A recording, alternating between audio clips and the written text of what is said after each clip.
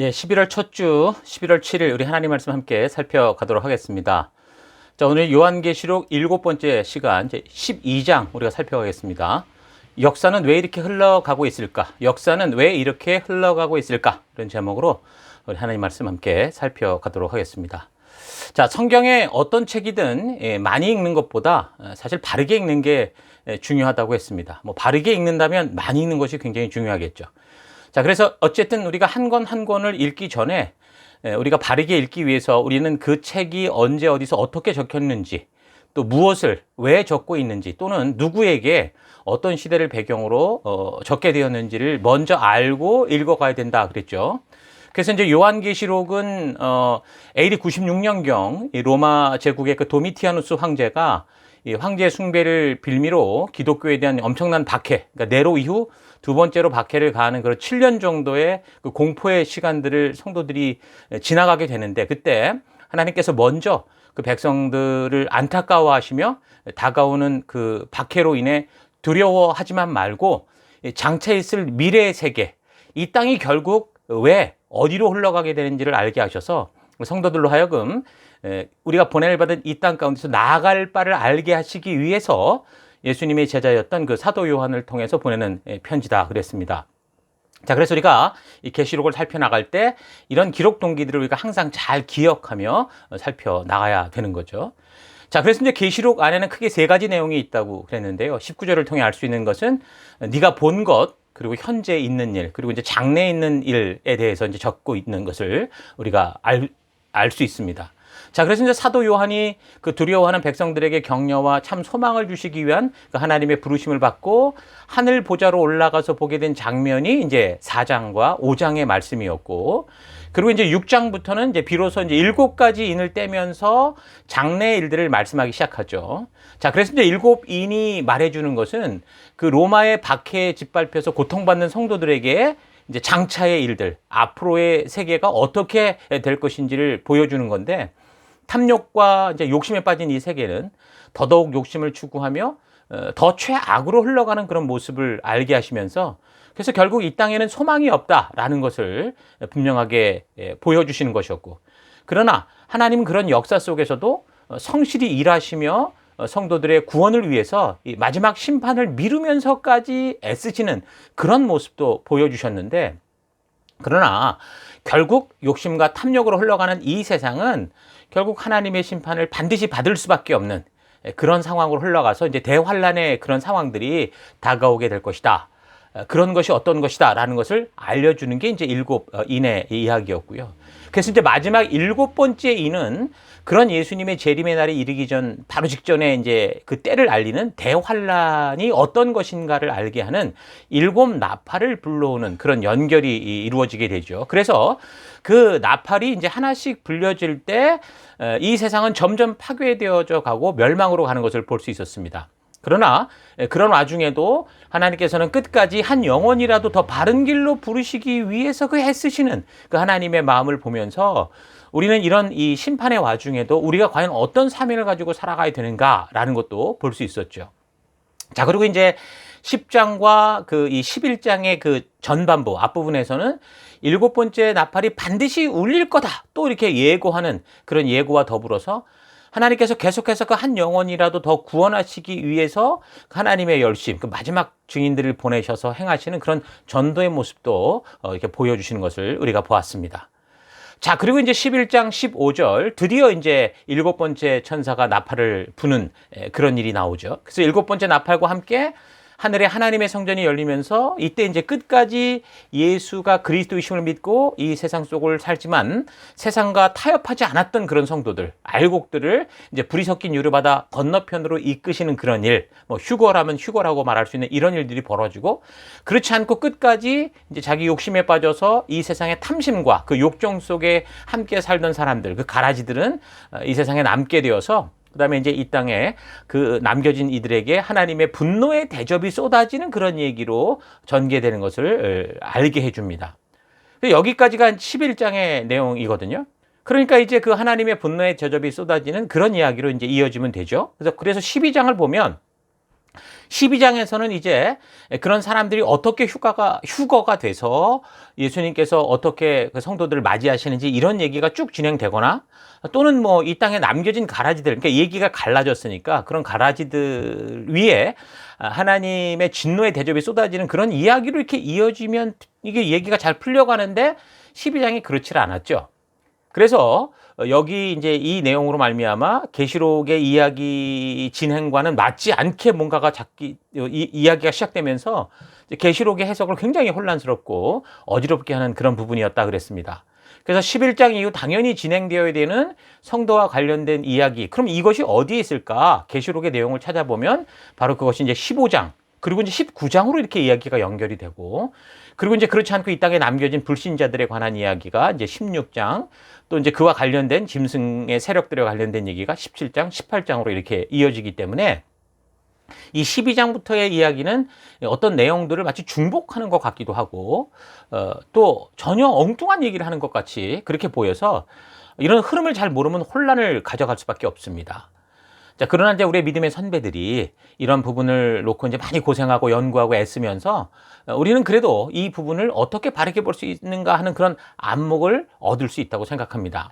물론 지금도 신학자들마다 각기 다른 해석들을 하지만 우리가 지금 성경을 연대기적으로 살피고 있고 또한 이 계시록이 그 당시 로마의 박해를 두려워하는 백성들에게 위로가 되고 또 참 소망이 되도록 보낸 편지다라는 이 일단 기초적인 이 상황을 전제로 놓고, 그리고 이제 가능한 이것을 무리하게 억지로 해석을 하지 않고 편지를 읽어가듯이 읽으면서 이해하려는 자세로 그렇게 살펴보려는 관점에서 볼 때 이 계시록의 이 부분, 그러니까 12장, 13장, 14장이 계시록의 전체적인 윤곽에서 어떤 부분인가라는 것을 우리가 짐작할 수 있다고 생각을 합니다. 그러니까 우리가 성경을 살피며 항상 숲을 먼저 보고 나무를 살피는 그런 방식으로 우리가 계속 이 말씀을 살펴왔는데, 항상 큰 그림을 우리가 볼 수 있어야 그 디테일을 알 수 있다고 했던 것처럼 오늘 여기 우리가 살피는 지금 이 12장부터 14장의 말씀을 보면 바로 그런 부분이라고 볼 수 있습니다. 아주 굉장히 이제 중요한 부분이죠. 그래서 지난번 요한계시록 전체 스토리라인을 보면서 말했듯이 12장, 13장, 14장은 하나님께서 그래서 역사 속에서 일구 오신 전체적인 이 구속의 사역에 대한 이야기들을 우리에게 들려준다고 그러죠. 그래서 창조 이후 역사가 왜 이렇게 흘러왔고 어떻게 흘러서 종말의 심판의 때까지 왔는지를 이야기해 주고 있는 부분이 바로 이 부분입니다. 그래서 계시록을 이런 식으로 우리가 좀 바르게 이해하기 위해서는 이런 눈을 가지려면 먼저 성경적인 좀 기본이 좀 있어야 되는데, 그 기본이라는 게 뭐냐면 일단 구약의 역사, 그러니까 성경의 역사를 처음부터 제대로 읽어서 그 전체적인 내용들을 우리가 좀 바르게 알고 있어야 됩니다. 큰 숲을 보고 있어야 된다는 거죠. 그래서 하나님이 이 땅을 창조하신 때로부터 어떤 일이 벌어지면서 지금에까지 이르게 됐고, 그래서 결국 하나님께서 어떻게 하실 것이라는 이 역사의 흐름, 이 큰 흐름을 알아야 잘못된 상상으로 빠지지 않고 바른 묵상의 길을 갈 수 있는 겁니다. 그래서 이제 12장, 13장, 14장은 이제 살피겠지만 하늘에서 있었던 그 영적인 전쟁으로부터 시작을 해서 마지막 나팔을 부는 시기와 7 대접의 사건까지 이 전체 역사를 크게 볼 수 있도록 그런 언급을 하고 있습니다. 그래서 12장은 영적인 세계에서의 싸움이 어떻게 지상 인간의 세계까지 연장이 되었는지를 알게 하고, 13장은 하늘에서 패배해서 내쫓긴 그 사탄이 땅 위에 살고 있는 현실 세계의 인간 역사에 어떻게 개입을 해서 세상의 권세자들과 함께 성도들을 왜 박해하는지를 그렇게 알려주고 있고, 그리고 이제 14장은 그런 영적인 전쟁에서 끝까지 이긴 믿음의 사람들의 그 결과, 그리고 지금 우리가 살피고 있는 지금 이 7 대접과 관련한 하나님의 심판까지 이제 연결이 돼서 이 이야기를 말해주고 있습니다. 그러니까 12장, 13장, 14장은 하나님이 택한 백성들의 시작과 구속의 역사, 그 전체 과정 속에 사탄이 하나님의 백성들을 어떻게 해서든 파괴하려는 것들을 보여주면서 결국 마지막에는 끝까지 믿음을 지킨 교회와 이 성도가 승리하게 될 인류 역사의 전체적인 흐름을 아주 집약적으로 압축을 해서, 그러니까 큰 숲을 보여주는 그런 부분이다. 여러분 잘 기억하시기 바랍니다. 자, 그래서 편지를 받는 성도들의 입장에서 볼 때, 또한 지금도 사실 우리가 예수를 믿는 사람 그런 입장에서 볼 때 예수님을 우리가 믿고 있는데 왜 이렇게 자꾸 박해가 생기고 자꾸 이렇게 뭔가 그릇된 일이 생기는가, 그런 이유들을 이제 영적인 전쟁으로 시작된 인류 전체 역사를 통해 분명하게 알게 해서 바르게 이 땅에서 믿음의 삶을 살아가는 그런 준비된 자로서 이 땅에서 벌어지는 다급하고 뭐 급변하는 그런 하나하나에 요동하지 않게 하고, 그리고 담담히 우리에게 주어진 무슨 분명한 믿음의 길이 있으니까 그 길을 걷게 하는 그런 것을 이제 알게 하는 거죠.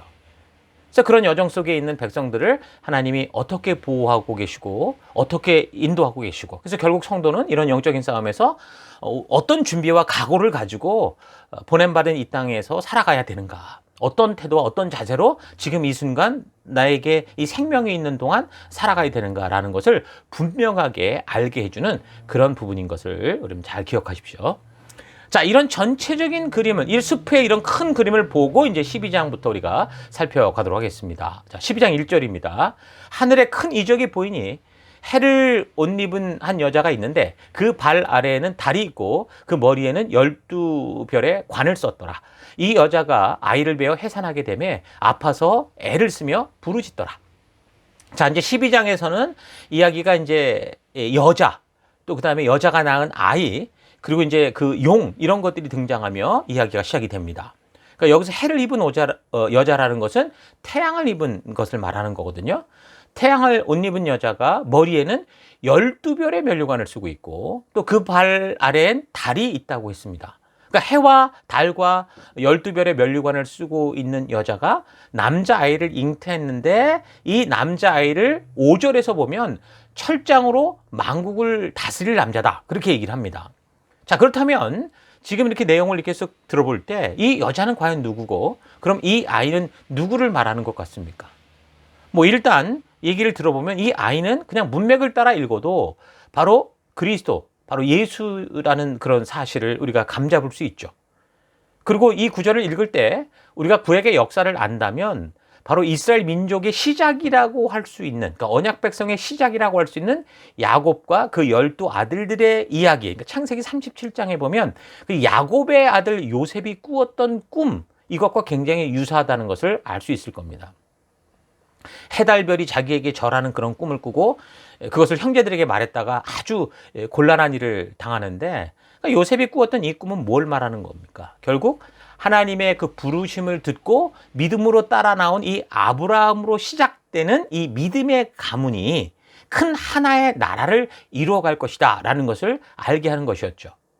그래서 하나님께서 바로 이 아브라함의 믿음으로 시작된 이 민족, 이 나라를 통해서 이 땅을 구원하실 메시아를 보내실 것을 이제 예언자들과 또 선지자들을 통해서 늘 말씀을 하셨었고, 그래서 결국 이 아브라함과 다윗의 자손으로 오신 예수 그리스도를 통해서 그 일을 이루셨다라는 걸 우리가 알고 있습니다. 그러면 이 구절에서 언급하는 이 아이가 예수 그리스도다라는 것을 안다면, 그렇다면 이 아이를 지금 해산한 여인은 누가 됩니까? 바로 아브라함으로 시작을 해서 야곱의 12아들들로 민족을 이룬 바로 이스라엘 족속이다라는 것을 우리가 알 수 있죠. 저들이 이집트로 내려가서 거의 민족이 없어질 뻔했지만 하나님의 전적인 역사로 홍해를 건너 시내산에서 모세의 중재를 통해 하나님과 언약을 맺은 언약의 나라, 이 이스라엘이 바로 이 구절에서 말하는 해산의 고통을 겪는 여자다라는 것을 알 수 있는 겁니다.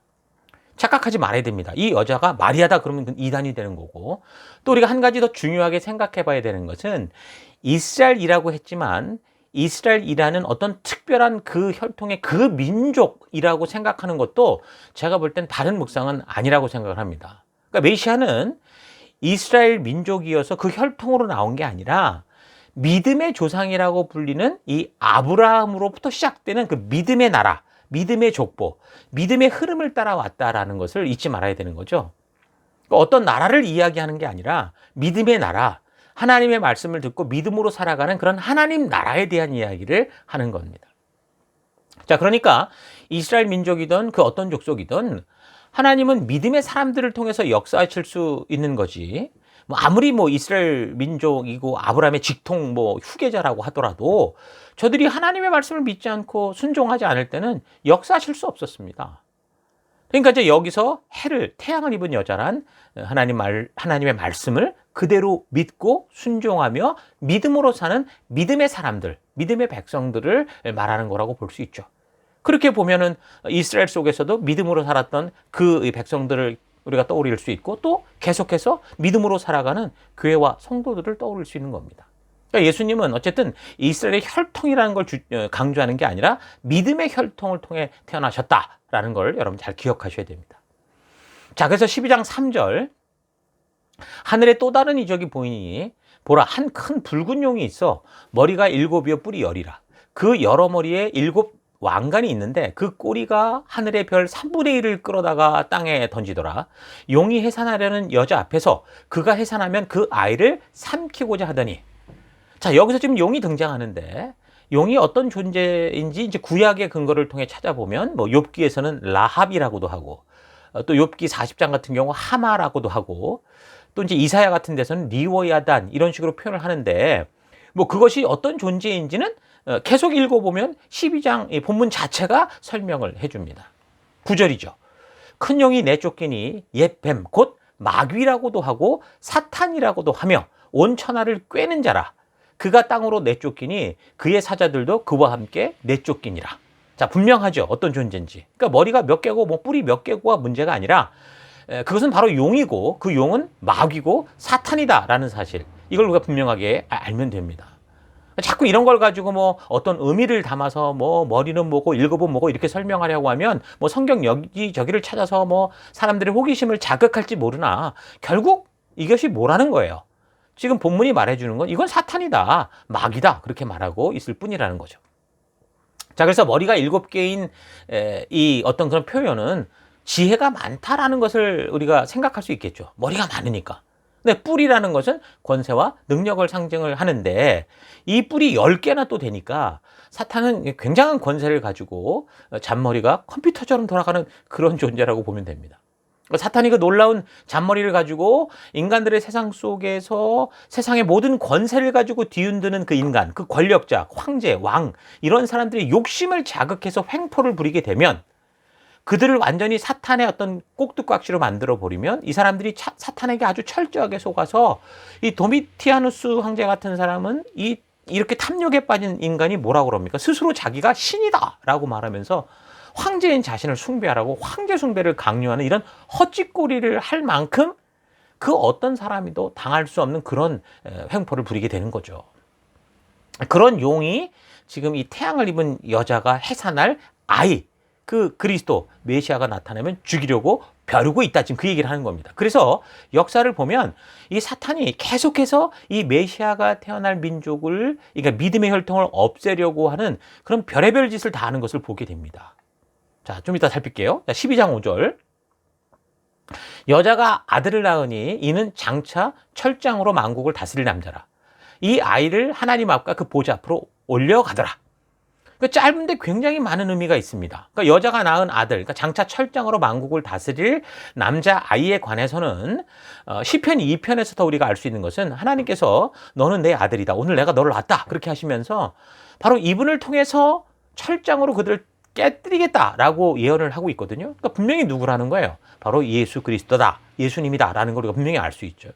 그러니까 이 짧은 한 절에 예수님의 탄생과 사역과 죽음과 부활과 승천의 내용이 다 담겨져 있는 겁니다.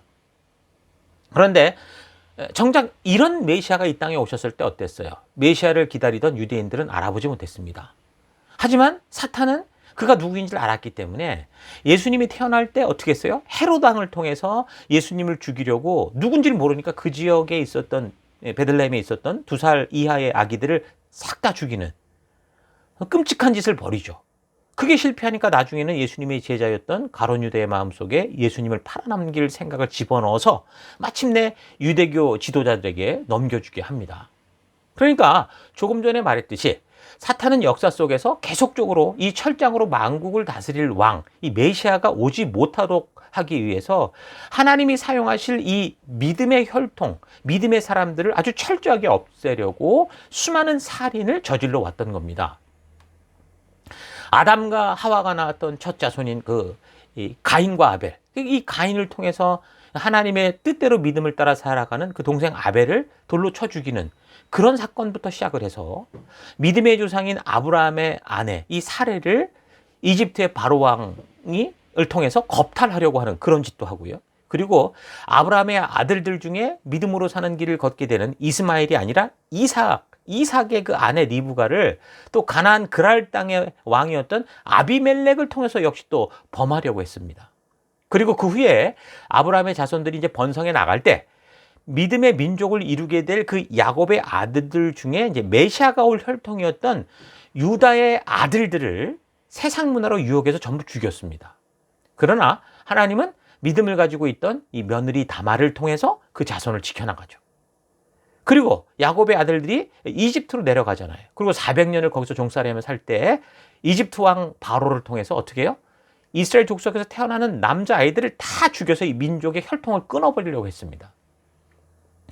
그리고 이제 시간이 흘러서 가나안에 정착했을 때 다윗의 조상이 되는 이 나오미의 남편과 그 아들들을 그 당시 그 지역의 그 여러 가지 자연재해로 삶의 어려움 이런 상황을 이용해서 이방 족속으로 이민을 가게 해서 거기서 죽게 함으로 말미암아 그 혈통을 또 끝내려고 했는데 근데 또 거기서 바른 믿음을 가졌던 며느리 이방 여인 룻과 하나님의 말씀을 따라 믿음대로 살고자 했던 보아스라는 사람을 통해서 또다시 지켜가시죠.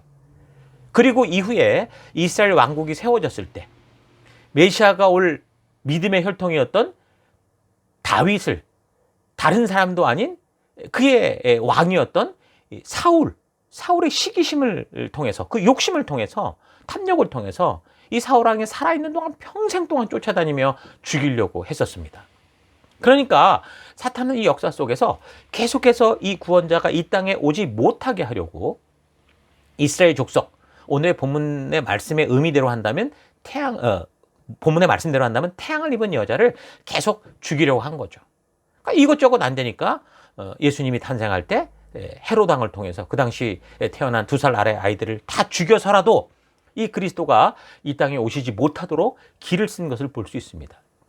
근데 그것도 실패하니까 사탄은 예수님의 제자 그 가룟 유다의 탐욕을 자극해서 예수님을 궁지에 몰았고 그리고 종교 권력에 눈이 먼 이 대제사장을 비롯한 이스라엘 백성들의 이 종교적 열심, 다시 말해서 종교적 욕심을 자극시켜서 결국 믿음의 혈통이 되어야 될 이스라엘 민족의 손으로 예수님을 십자가상에 죽게 만들고 맙니다. 그러니까 사탄은 그 오랜 역사 속에서 메시아를 오지 못하도록 죽이고자 했던 일들이 다 실패를 했지만 하나님께서 드디어 그 메시아를 이 땅에 보내셨을 때 너무나도 어처구니 없게 그 세상 속에 우리 주님의 오실 길을 예비하도록 택한 그런 민족, 믿음의 백성들, 이 되어야 될 이 민족의 지도자와 백성들이 자신들의 이 종교적 욕심으로 로마와 결탁을 하고 그래서 결국 하나님께서 보내신 이 아이, 그 메시아를 십자가에 못 박아 죽이게 한 거죠. 그래서 사탄은 자기들이 이제 이루고자 하던 그 일이 결국 성공적으로 성취됐다라고 생각하고 크게 기뻐했습니다. 그러나 어때요? 역사는 하나님께서 십자가에 죽으시고 장사 지낸 바 된 이 예수님을 사흘 만에 다시 살려내셨고 그리고 마침내 하늘로 이끌어서 하나님의 우편 보좌에 앉히신 겁니다. 그러니까 여기 이제 계시록 12장 5절 마귀가 철장으로 만국을 다스릴 아이 이 메시아가 출생되니까 아이를 잡아 삼키려고 했는데 이 아이를 하나님께서 그의 보좌 앞으로 이끌어 가셨다라는 이 짧은 한 구절 속에 지금 말씀드린 이런 모든 역사가 담겨 있는 거예요. 그래서 이 계시록 12장의 내용을 읽을 때 성경 이 구약 역사의 이런 흐름을 잘 모르는 사람들은 이해하기 다소 어려워 보이겠지만 그 당시가 됐든 뭐 오늘날이 됐든 성경의 이런 성경 역사를 바르게 아는 성도들은 이 12장의 이야기를 들을 때 충분히 이 한 구절을 통해 무엇을 말씀하시고자 하는지 다 이해할 수 있는 그런 내용이 될 수 있는 겁니다. 이 12장의 이야기는 인류의 역사 속에서 사탄이 어떻게 하나님의 뜻을 방해하고 자신도 누가 그리스도의 메시아인지 정확히 모르기 때문에 하나님을 믿고 따르는 자들, 믿음의 백성들을 여러 모양으로 박해하고 죽이고 그래서 하나님의 뜻이 이 땅에서 이루어지지 못하게 하려고 하는 그런 사탄의 거짓 술책이 어떤 것이다라는 것을 알게 해주는 거죠. 그래서 이런 역사 속의 영적인 싸움들을 성경의 역사를 통해 바르게 알게 되는 이 성도들은 왜 지금 우리가 살아가는 우리 성도들이 살아가는 이 땅에서 이렇게 험악하게 세상이 공격을 하고 항상 이 땅이 왜 이렇게 하나님 없는 것처럼 살아가고 있는가라는 이런 사실도 충분히 알게 되는 그런 분명히 실마리를 주는 그런 내용이라는 겁니다. 자, 그래서 계속해서 이제 내용을 살펴보면 그 여자가 이제 광야로 도망을 칩니다. 6절. 그 여자가 광야로 도망함에 거기서 1260일 동안 그를 양육하기 위하여 하나님께서 예비하신 곳이 있더라. 그러니까 사탄의 방해에도 불구하고 하나님의 뜻을 이룰 메시아가 이 땅에 오셨고, 그리고 하나님의 뜻을 따라 십자가에 죽으시고 부활하셔서 하나님의 우편에 계시는데, 바로 이 하나님의 역사를 믿는 사람들, 단지 말했던 것처럼 아브라함의 혈통적 후손이 아니라 끝까지 예수를 하나님이 보내신 그리스도라 믿고, 그러니까 하나님의 말씀을 믿고, 그래서 목숨을 걸고 하나님이 말씀하신 그 의도와 가치를 따라 걷는 그 모든 믿음의 사람들, 영적 이스라엘, 다시 말해서 교회와 성도라고 보아야 될 건데, 바로 그 여자가 지금 광야로 갔다, 그 말입니다. 다시 말하지만 이스라엘 족속들은 자신들을 뭐 아브라함의 혈통이고 우리가 뭐 택함 받은 후손이다 그렇게 말을 하는데, 성경에서 아브라함을 언급하는 것은 이스라엘이라는 어떤 특별한 택한 민족을 말하는 게 아니라 하나님의 말씀 그대로 믿고 순종하며 살아가는 믿음의 나라 백성들, 믿음의 백성들을 말한다라는 거 여러분 잘 기억하시면서 말씀을 살펴가길 바랍니다. 어찌됐든 자, 그 광야에 하나님께서 당신의 말씀대로 믿는 이 백성들을 보호하기 위해 예비하신 곳이 있다고 말씀하는데, 그렇다면 우리가 살아가야 하는 이 광야에 있는 하나님께서 예비하신 보호처가 어딜까요? 여러분 잘 생각해 보면 그것이 어떤 장소적인 게 아니라 하나님의 말씀대로 순종하는 삶, 그래서 그 말씀이 인도하는 대로 따라가는 곳이 바로 하나님이 예비하신 성도를 양육하는 곳, 보호처다라는 것을 알 수 있습니다. AD 70년 로마에 의해서 이제 예루살렘이 함락되면서 그 예수님을 죽였던 그 유대 바리새인들은, 많은 사람들이 그곳에서 죽었지만 그 예수님의 말씀을 따라 복음을 듣고 순종함으로 세계 만국으로 흩어졌던 교회, 그 성도들은 보존된 것을 우리가 잘 생각해 보면 알 수 있습니다. 복음을 듣고 땅끝까지 전하라, 이런 사명을 받은 사도와 성도들이 만약 끝까지 그 예루살렘 성전을 고집하고 거기에 있었다면 마귀의 술책에 의해서 마치 애굽의 바로 왕이 이스라엘에 태어나는 남자아이들을 낳자마자 다 죽여서 그 민족을 없애려고 했던 것처럼 모든 교회와 이 성도들은 그 AD 70년 예루살렘을 정복했던 이 로마 제국의 티투스 장군에 의해서 완전히 다 끝장났을 겁니다. 그러나 교회와 성도가 예수님의 말씀을 믿음으로 순종을 해서 예루살렘을 떠나 흩어져 버림으로 말미암아 어떻게 되는 거예요? 생명을 보존할 뿐 아니라 오히려 복음이 온 세계 곳곳으로 퍼져가는 역사가 이루어지는 겁니다. 마치 도망가는 것 같으나, 그러나 우리가 그때도 살폈지만 도망가는 게 아니라 우리가 주신 사명을 복음의 증인으로 살아간다면 도망이 아니라 전도자가 된다는 것, 우리가 잘 기억할 수 있기를 바랍니다. 그러니까 하나님의 말씀대로 순종하는 삶이 바로 성도들을 위한 하나님의 보호처다, 양육처다라는 걸 알 수 있는 거죠. 다섯 번째, 그 나팔이 부러질 때 그 무정액에서 나온 황충이들이 그 입맞지 않은 사람들만 막 해하는 그런 이야기를 할 때도 이미 이 이야기를 했었죠. 그래서 하나님의 약속을 따라 순종하는 것이 성도의 안전한 피난처다라는 이 사실 여러분 절대 잊지 말기를 바랍니다. 자, 그래서 1260일 동안 하나님의 보호를 받았다라고 하는데, 여기서 말하는 1260일, 한때, 두때, 반때, 뭐 3년 반, 뭐 이런 숫자들은 실제적인 기간이 아니라 상징적인 것으로 봐야 된다고 그랬죠. 그래서 하나님의 어떤 정하신 섭리의 기간이 있다라는 걸 말하는 거예요. 그러니까 끝도 없는 박해와 환란이 계속되는 게 아니라 일정 기간, 정해진 기간에 그런 어려움의 시기가 지나간다, 그 말입니다. 그럼 그 하나님의 정하신 시간이 그렇게 보면 지금 사도 요한의 때로부터 지금까지 따지면 2000년이 흘러갔다고, 그럼 너무 긴 거 아니냐, 그렇게 말할 수 있을지도 모르겠지만, 그러나 이렇게 2000년의 시간이 흘러가도 그때 그 하나님의 이 약속을 들었던 그 백성들은 불과 100년 안에 다 죽었습니다. 그러니까 각 인간들에게는 불과 살아봐야 70년, 강건하면 80년, 뭐 돈이 많아서 의학의 힘을 빌어야 뭐 100년, 이런 정도밖에 되질 않는 거예요. 우리가 천년 만년을 살면서 지금 하나님이 말씀한 이것을 우리가 정말 그렇게 보는 그런 게 아니라, 이런 박해와 어려움을 겪어내는 게 아니라 이 땅에서는 불과 100년도 안 되는 그런 세월을 인내하며 살아갈 뿐입니다. 그러므로 이 1260일, 한때, 두때, 반때, 뭐 3년 반, 이런 거는 일정한 시간, 정해진 짧은 시간이다라는 것을 여러분 잊지 말길 바랍니다. 자, 또 한 가지, 하나님께서 그 백성들을 보호하시려고 예비하신 곳이 이제 광야다라는 걸 우리가 좀 잘 집중해야 됩니다. 그러니까 성도들이 예수를 믿고 죽음의 강을 홍해를 건너왔을 때 그게 바로 약속의 땅이 아니라 어디였습니까? 광야였죠. 그러니까 이 광야는 참으로 어렵고 힘들 수 있는 곳이지만 구약의 출애굽의 예를 볼 때 그곳에서는 정욕을 위한 어떤 마늘은 없었어도 하늘에 만나가 있었고 또 하나님이 주시는 물이 나왔고 심지어 하나님은 그런 생활을 뭐라고 말씀하셨냐면 예레미야 2장을 참고하면 마치 신혼여행 같았다라고 말할 만큼 하나님과 동행하는 곳이 광야였습니다. 그러니까 사람은요 편안하면 하나님을 잊죠. 그래서 하나님은 그의 백성들을 편안한 곳이 아니라 광야로 이끄신다라는 거 잊지 마십시오. 믿으면 복받고 하는 일마다 잘 되고 안 되던 것도 하나님의 힘으로 뒤집어지는 게 아닙니다. 믿으면 광야의 길을 걷는 거예요. 이스라엘 백성들이 홍해를 건너 광야의 길을 걸었던 것처럼 그 광야에서 하나님의 보호와 인도를 받는 그 길은 뭡니까?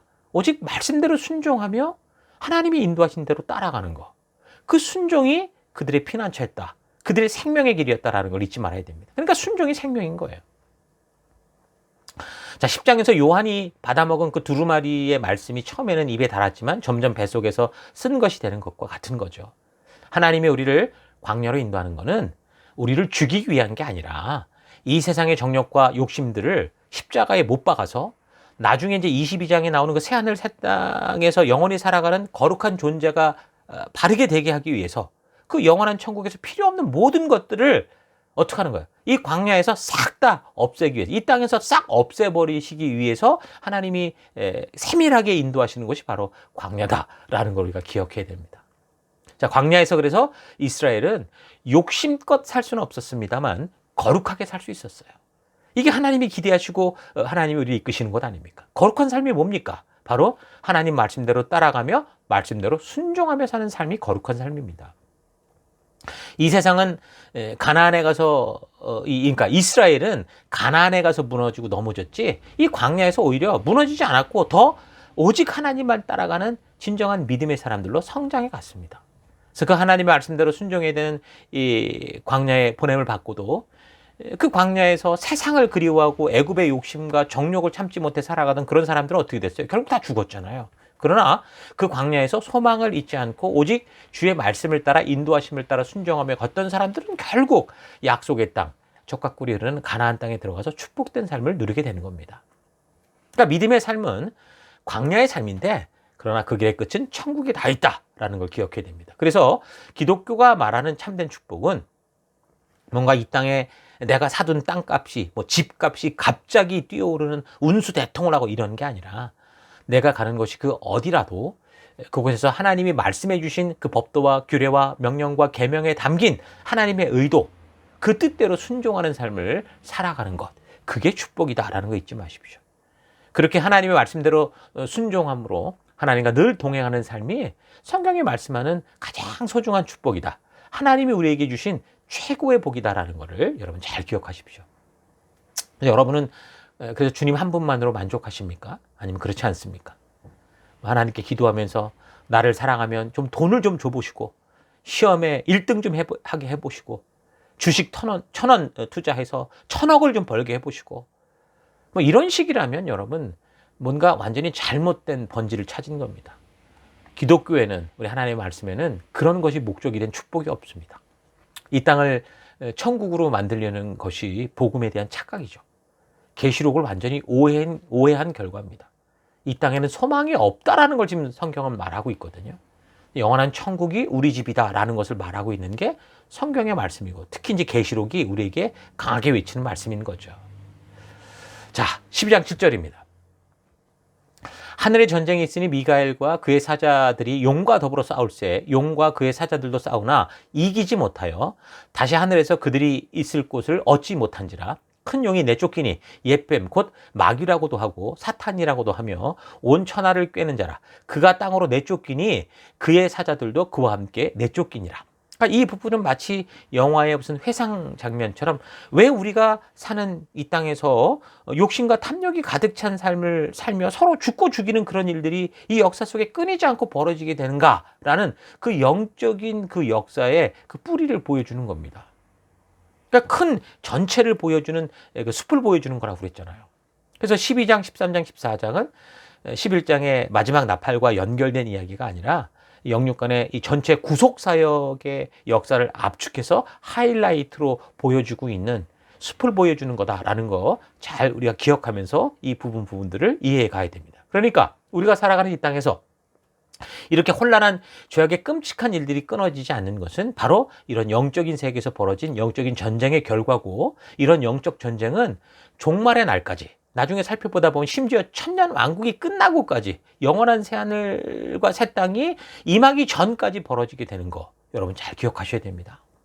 자, 그래서 10절, 내가 또 들으니 하늘에 큰 음성이 있어 이르되 이제 우리 하나님의 구원과 능력과 나라와 또 그의 그리스도의 권세가 나타났으니 우리 형제들을 참수하던 자, 곧 우리 하나님 앞에서 밤낮 참수하던 자가 쫓겨났고, 또 우리 형제들이 어린 양의 피와 자기들이 증언하는 말씀으로써 그를 이겼으니 그들은 죽기까지 자기들의 생명을 아끼지 아니하였도다. 12절, 하늘아 기뻐하라, 하늘에 사는 자들아 즐거워하라. 그러나 땅에 사는 자들아 너희에게 화가 내릴 것이다. 저의 때가 얼마 남지 않은 것을 눈치챈 마귀가 크게 노하여 너희에게 내려갔기 때문이다. 그러니까 땅으로 내어 쫓긴 용과 그를 추종하는 무리들, 타락한 천사들, 이들을 귀신이라고 하는데, 이들로 인해서 이 땅의 영적인 전쟁들이 끊이지 않고 욕심과 탐욕에 자극되는 그런 삶을 살면서, 그래서 욕심이 아니라 말씀을 따라 살고자 하는 성도들이 더 상대적으로 큰 고통을 받게 될 수 있다는 것을 알게 하는 거죠. 그러나 성난 마귀가 우는 사자와 같이 두루 삼킬 것을 찾는다고 해도 우리가 겁낼 필요는 없습니다. 하나님께서 악한 천사들을 결박하셔서 성도들을 보호하신다라고 말씀하기 때문이죠. 유다서 1장 6절. 또 자기 지위를 지키지 아니하고 자기 처소를 떠난 천사들을 큰 날의 심판까지 영원한 결박으로 흑암에 가두셨으며, 또 베드로후서 2장 4절. 하나님이 범죄한 천사들을 용서하지 아니하시고 지옥에 던져 어두운 구덩이에 두어 심판 때까지 지키게 하셨으며. 그러니까 사탄이 자기 마음대로 사람들을 마구 휘두를 수 있는 게 아니라는 거죠. 예수님께서 갈릴리 맞은편 그 거라사인의 땅에 갔을 때 그 군대 귀신 들린 사람을 고쳐주셨는데, 그때 귀신의 군대가 예수님께 구걸하면서 뭐라고 그랬냐면 무적행에 들어가지 않게 해달라고 이렇게 강구하는 그런 내용이 나옵니다. 그런 걸 보면 이 악한 귀신은 언제든지 수시로 주님께서 무적행에 던져 넣을 수 있다, 이런 사실을 우리가 알 수 있는 거죠.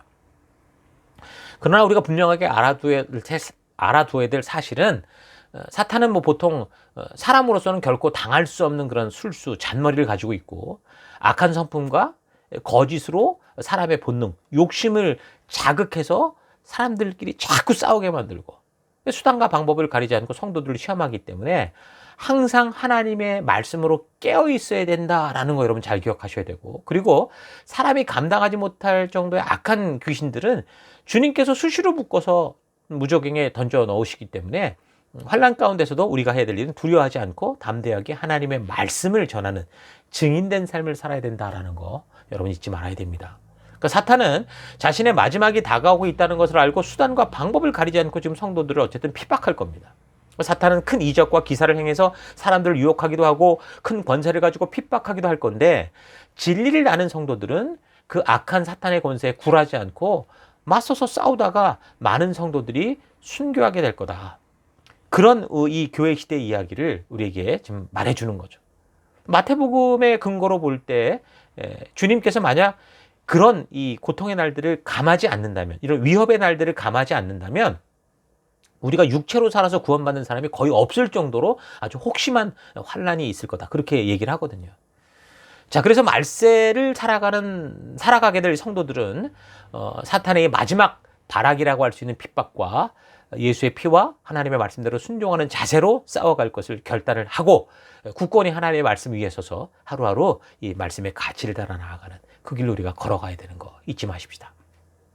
자, 그래서 13절, 용이 자기가 땅으로 내쫓긴 것을 보고 남자를 낳은 여자를 박해하는지라. 그 여자가 큰 독수리의 두 날개를 받아 광야 자기 곳으로 날아가 거기서 그 뱀의 낯을 피하여 한 떼와 두 떼와 반 떼를 양육받으매 여자의 뒤에서 뱀이 그 입으로 물을 강같이 토하여 여자를 물에 떠내려가게 하려 하되 땅이 여자를 도와 그 입을 벌려 용의 입에서 토한 강물을 삼키니 용이 여자에게 분노하여 돌아가서 그 여자의 남은 자손 곧 하나님의 계명을 지키며 예수의 증거를 가진 자들과 더불어 싸우려고 바다 모래 위에 서 있더라. 그러니까 분노에 가득 찬 사탄은 여자를 박해하고 죽이고자 하지만 하나님께서 보호하고 지켜주신다는 거예요. 여자의 남은 자손이란 그냥 유대인을 말하는 게 아니라 뭡니까? 하나님의 계명을 지키며 예수의 증거를 가진 자들. 다시 말해서 하나님의 말씀을 따라 믿음으로 살아가는 교회와 성도들을 말하는 거죠. 그리고 그 여자 뒤에서 뱀이 지금 물을 강같이 토한다고 했는데 사실 이 생수의 강 같은 단어는 요한복음 7장 38절 같은 걸 참고해 보면 나를 믿는 사람은 성경의 말씀대로 그 속에서 생명수가 강같이 흘러나올 거다. 이런 것처럼 사실 복음적인 표현이거든요. 근데 지금 그런 표현이 용, 사탄, 이 마귀 입에서 나온다는 거는 어떻다는 거예요? 교회 안에서 진정한 하나님의 뜻이 아닌 거짓된 복음, 유사복음 같은 거를 가지고 성도들을 유혹하고 그릇된 길로 가게 할 거다라는 거를 알게 하는 거죠. 그러니까 말세가 될수록 교회 안에서 참된 진리가 선포되는 게 아니라 성도들이 듣기 좋은 소리들만 하면서 결국에는 생명의 길이 아닌 죽음의 길로 이끄는 그런 일들이 벌어진다는 겁니다. 겉으로 볼 때는 그래서 교회가 굉장히 부흥하는 것 같고 수많은 사람들이 모이는 것 같지만 굉장히 흥분되어 있는 것 같지만 그것이 대부분 교회 안에서조차 자기의 만족과 유익을 찾는 그런 종교적 행위의 결과일 수 있다라는 거 우리가 잘 잊지 말고 분별하며 우리가 이런 부분들을 알아야 됩니다.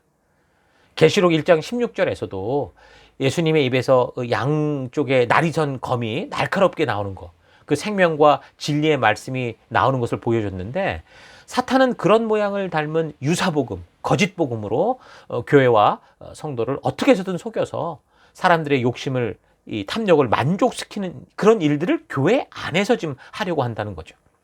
사탄이 심판받기 전까지 이스라엘의 남은 자손들과 예수를 믿는 교회를 핍박하고 죽이고자 더 발악을 하고 믿는 이들을 대적함으로 각 시대를 살아가는 이 그리스도인들이 항상 자신의 시대를 그래서 살아갈 때 늘 심한 박해, 그 핍박 속에 거짓 속에 살아가야 돼서 거짓의 유혹 속에 살아가게 된다라는 것을 분명하게 알게 하는 게 이제 12장의 내용인 겁니다.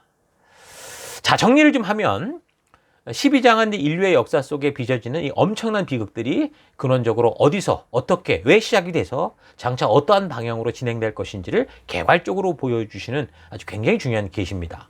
그러므로 오늘날 성도들은 눈에 보이는 세계가 아니라 보이지 않는 영적인 세계가 있고 그 보이지 않는 세계가 보이는 세계를 주관하고 있고 다스리고 있다라는 이 영적 분별력을 가져야 됩니다.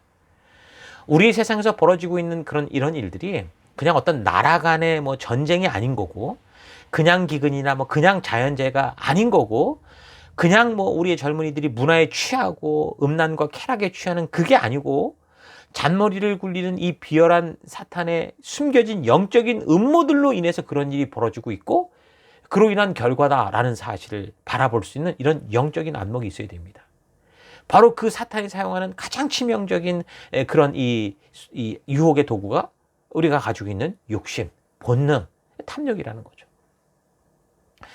우리가 아무리 평화를 원한다고 해도 우리가 이 백기를 든다고 하더라도 아니 총칼을 들고 적이 막 죽이겠다고 덤벼든다면 우리는 그런 적들과 절대로 평화할 수가 없습니다. 위험에 빠질 수밖에 없기 때문에 그래서 성도들은 항상 말씀으로 깨어 있어야 되고 그 말씀의 인도를 따라 함께 그들과 싸울 수밖에 없는 거예요.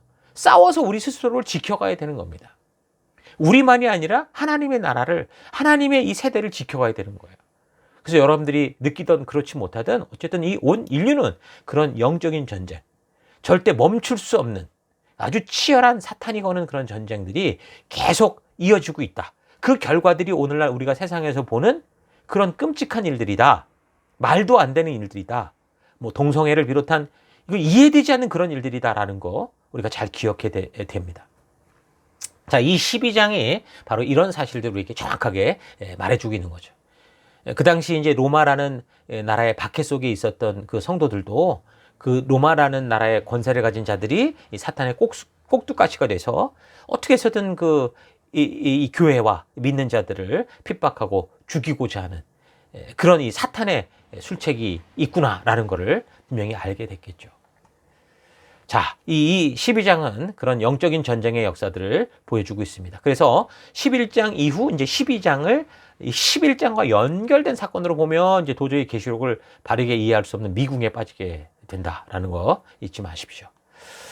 자, 이 시대가 왜 이렇게 점점 악화되는지, 우리가 믿음 따라 살아가도 왜 이 세상은 이런 삶이 되는지, 그 영적인 전쟁의 이유를 바르고 온전하게 좀 알아서 요즘처럼 점점 더 이 기후의 급격한 변화로 여러 가지 천재지변들이 일어나고 있고, 또 강대국들끼리 지금 전쟁을 준비하면서 온 세계를 파괴하고도 남는 위험한 무기들을 계속 만드는 이런 경쟁들을 보면서 여러분 더욱더 깨어서 우리 주님의 재림의 날이 언제인지 잘 분별하시고, 그래서 각자 주어진 삶의 현장 곳곳에서 정말 이 어둡게 보낸 이 빛된 사명, 소금된 사명, 그래서 생명을 낳는 생명을 세우는 이 증인된 이 사명을 부지런히 성실히 묵묵히 감당해가는 여러분과 제가 될 수 있기를 바랍니다.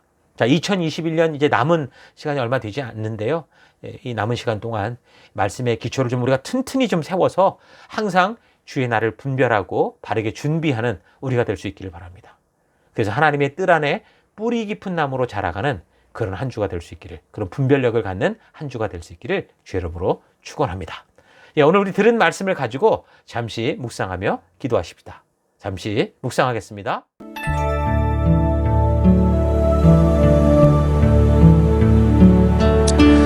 사탄과 귀신의 세력들은 계속해서 한 영혼이라도 하나님께로 회복되는 것을 방해하고 무너뜨리려고 합니다.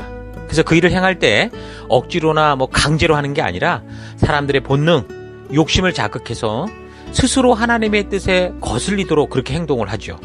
그래서 성도인 우리는 말씀 안에 깊이 뿌리를 내리고 바르게 깨어 있어야 됩니다. 그런 사탄의 공격과 유혹에 대해서 하나님께서 믿음으로 살아가는 백성들로 하여금 하나님께서 그 진심을 보여 알게 하신 말씀을 통해 온전히 이기게 하십니다. 그래서 우리가 말씀으로 늘 깨어있지 않으면 사탄이 던진 이 거짓 생각에 우리 스스로가 속아가게 되죠. 세상도 다 그렇게 생각하고 나도 하나님의 말씀 분별하지 못하면 결국에는 사탄이 던진 그 생각의 그 거짓된 유혹에 빠져갈 수밖에 없습니다. 그래서 성도된 우리는 사탄보다 더한 요술을 부리려 능력을 구하고 이런 성도가 아니라 하나님께서 미리 우리에게 주시고 세상 끝날까지 어떻게 될 것인지를 다 말씀해 주신 이 기록된 말씀을 좀 바르게 알고 이 말씀 속에 기록된 하나님의 뜻, 하나님의 의도, 하나님 나라의 가치를 따라서 믿음으로 순종의 한 걸음 한 걸음을 걸어가야 된다는 거 잊지 마시고 여러분 보내받은 삶의 더 곳곳에서 정말 그런 참된 믿음을 가지고 살아가는 우리가 될 수 있기를 바랍니다. 12장을 통해 보여주는 인류 역사의 이 큰 그림을 통해서 우리가 어떤 영적인 전쟁에 속해 있는지를 깨닫고 특별히 우리의 본능, 욕심을 자극하는 이런 사탄의 거짓을 우리가 잘 분별해서 말씀으로 온전히 제어하고 그래서 이 땅에 우리가 보낼 받은 빛된 사명을 감당해가는 여러분과 제가 될 수 있기를 바랍니다. 자, 오늘 들은 말씀들을 기억하시면서 그래서 잠시 기도하기 원하는 것은 첫째, 영적인 전쟁의 큰 그림을 통해 우리가 왜 이렇게 살아가고 있는지를 알게 하신 하나님 감사합니다. 기도하시고요. 둘째, 나의 본능의 욕구, 욕심을 잘 다스려서 탐욕의 죄악에 빠져 하나님을 대적하는 삶이 아니라 하나님의 말씀대로 순종하는 승리의 삶 살아가기 원합니다. 결단하며 기도하시고요. 또 세 번째, 모든 사람들이 욕심에 자극되어 살아가는 이때 더더욱 하나님의 말씀에 깊이 뿌리 내린 삶의 태도를 가지고 하나님 내가 보냄을 받은 삶에 더 곳곳에서 진정한 빛과 소금된 삶 살기 원합니다. 하나님 그렇게 살지 못한 것을 회개합니다. 우리 다 같이 회개하고 결단하며 잠시 주 앞에 나아가겠습니다. 기도하십시다.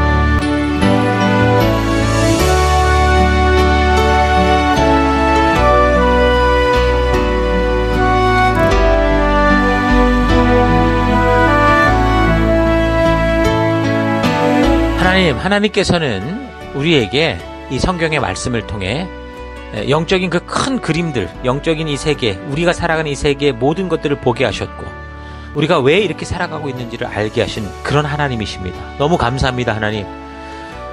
나의 본능과 욕구, 욕심을 그래서 잘 다스려서 탐욕의 죄악에 빠져 하나님을 대적하는 그런 삶이 아니라 하나님의 말씀대로 순종하는, 그래서 그 말씀으로 승리하는 그런 삶 살기를 원합니다. 모든 사람들이 욕심에 자극되어 살아가는 이런 시대에 더더욱 하나님의 말씀에 깊이 뿌리를 내린 그런 믿음의 삶의 태도를 가지고 내가 보냄을 받은 이 삶의 터 곳곳에서 하나님 참된 빛과 소금된 삶 하나님 살아가기를 결단합니다. 하나님 그렇게 부름을 받고도 또 그렇게 살지 못했던 나의 삶을 회개합니다. 하나님 용서해 주옵소서. 이 세상에 거짓된 많은 문화들과 문화 속에 담긴 사탄의 이 거짓된 이 수책들을 잘 분별하여 하나님 이 영적의 전쟁 속에서 말씀으로 승리하는 그런 하루하루 될 수 있도록 하나님 역사해 주옵소서. 이 한 주간도 그런 길로 이끄시고 함께 하실 하나님 감사드리고 찬양하며 예수님 이름으로 기도했습니다. 아멘.